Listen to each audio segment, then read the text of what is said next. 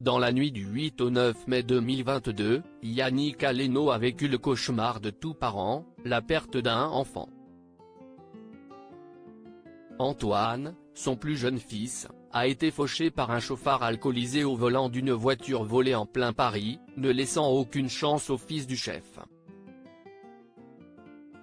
Plus d'un an et demi après, Yannick Aleno revient sur cette terrible nuit.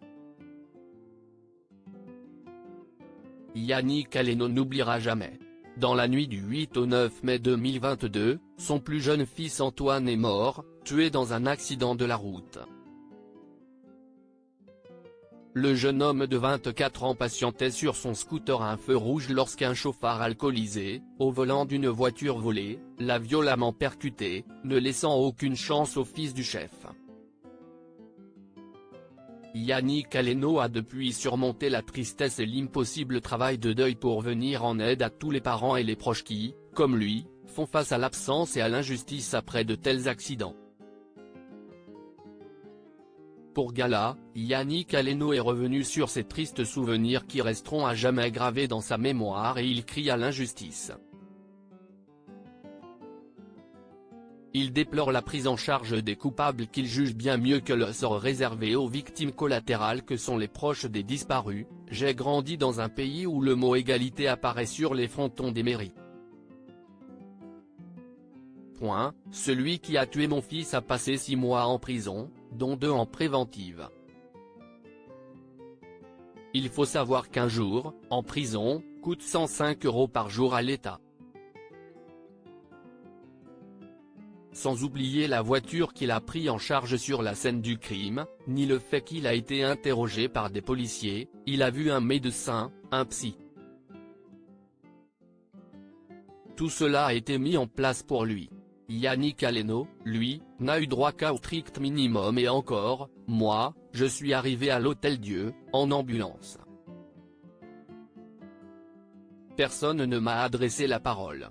Je suis resté comme un con, assis sur une chaise déglinguée, sans même un verre d'eau. Et j'ai reçu la facture de l'ambulance. Un projet de loi bientôt soumis à l'Assemblée nationale depuis qu'il a vécu l'indicible, et qu'il sait que des centaines de personnes y sont confrontées aussi. Yannick Aleno a créé l'association Antoine Aleno au lendemain du drame, avec Isabelle, la mère de son fils. Quand Antoine est parti, j'ai vu en France, pays des droits de l'homme, des choses que je n'imaginais même pas. Antoine est parti un dimanche, nous l'avons enterré le vendredi suivant. La notoriété de notre famille fait de nous des privilégiés. Dans la vraie vie, cela n'existe pas. Par le biais de cette initiative, Yannick Aleno veut faire bouger les choses, notamment obtenir la reconnaissance de l'homicide routier, et protéger les bonnes personnes. Une proposition de loi sera même soumise à l'Assemblée nationale en début d'année prochaine. On veut la reconnaissance des faits, des victimes et des co-victimes. Cette loi permettra de mettre en place une chaîne de solidarité, une prise en charge psychologique, financière, poursuit-il dans Gala. Comme si est le cas, l'air d'un attentat. J'en appelle à la responsabilité politique.